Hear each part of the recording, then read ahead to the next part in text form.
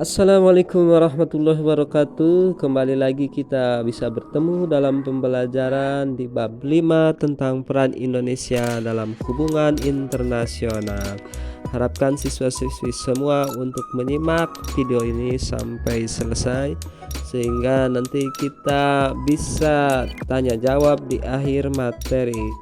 Dan kemudian saya sudah sediakan yaitu soal atau tugas yang harus diselesaikan oleh siswa-siswi semua. Semangat untuk belajar, semangat untuk berprestasi. Mudah-mudahan semua diberikan kesuksesan dalam pembelajaran hari ini. Terima kasih, selamat menyaksikan materinya. Baiklah, perhatikanlah di peta konsep peran Indonesia dalam hubungan internasional ada 3, yaitu pola hubungan internasional yang dibangun Indonesia, kemudian perjanjian internasional yang dilakukan Indonesia, kemudian kedudukan perwakilan diplomatika Indonesia. Kata kuncinya silahkan untuk dibaca. Kemudian selanjutnya persepsi di sini.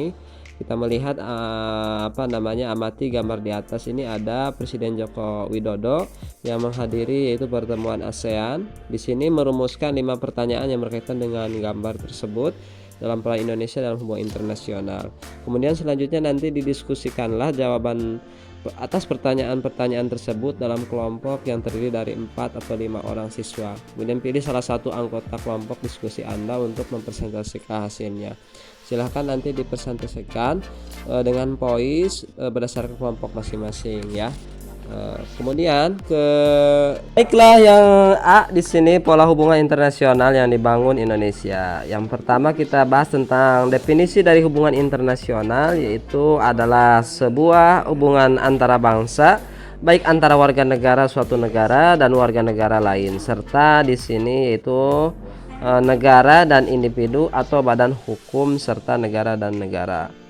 Kalau kita lihat biasanya dalam definisi ini mengandung pengertian di mana di sini jelas sekali maksudnya, yaitu suatu studi mengenai interaksi atau hubungan aktif gitu ya antara beberapa aktor yang berpartisipasi dalam politik internasional, yaitu meliputi negara-negara, organisasi internasional ataupun organisasi non pemerintah, dan kesatuan subnasional seperti kelompok-kelompok atau badan-badan dalam suatu negara. Biasanya itu membahas tentang birokrasi, kemudian juga pemerintah domestik serta individu-individu. Selanjutnya bahas kita ke yang kedua, pentingnya hubungan internasional bagi suatu negara.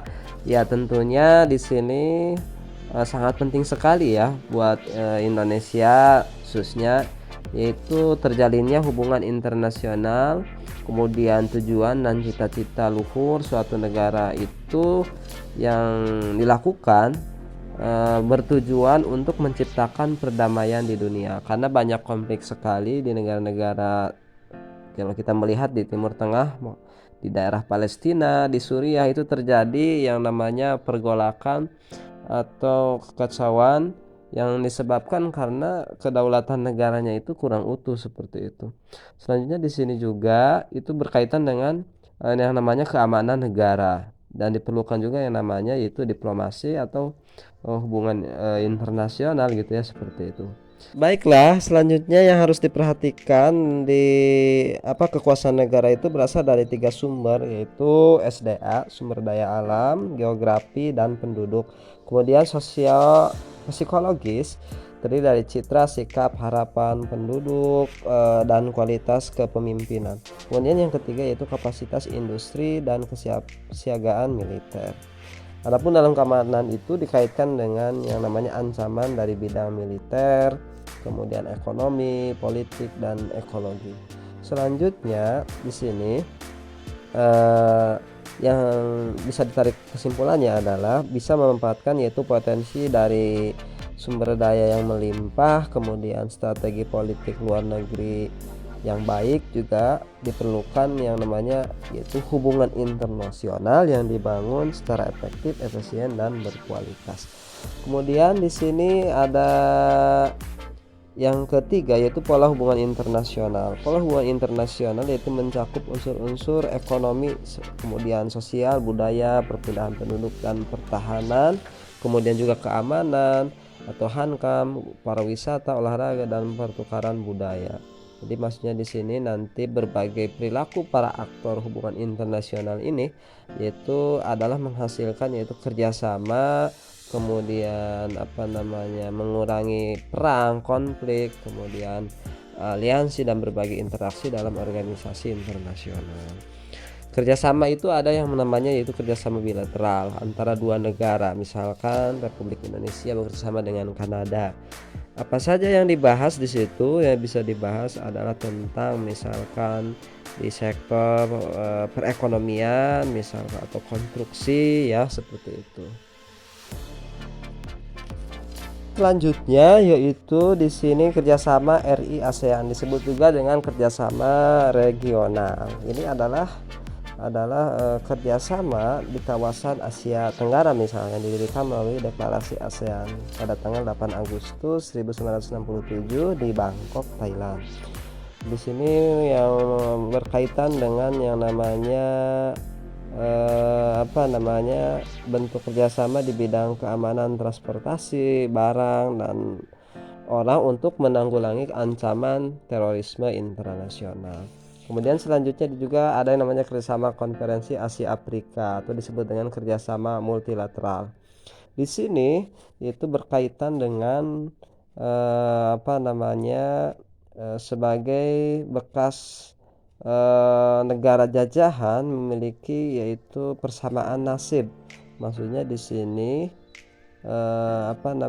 kerjasama negara-negara di benua Asia dengan negara-negara di benua Afrika, yaitu tujuannya untuk menghasilkan kesepakatan dasar sila yang menegaskan penolakan penjajahan dan intervensi masalah dalam negeri masing-masing, serta juga yaitu mengimbau agar masyarakat dunia hidup berdampingan secara damai.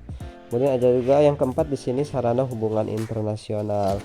Sarana hubungan internasional di sini bermacam-macam ya, yang digunakan setiap negara itu. Salah satunya adalah diplomasi, negosiasi, lobby, propaganda, serta bidang-bidang aktivitas ekonomi dan kekuatan militer.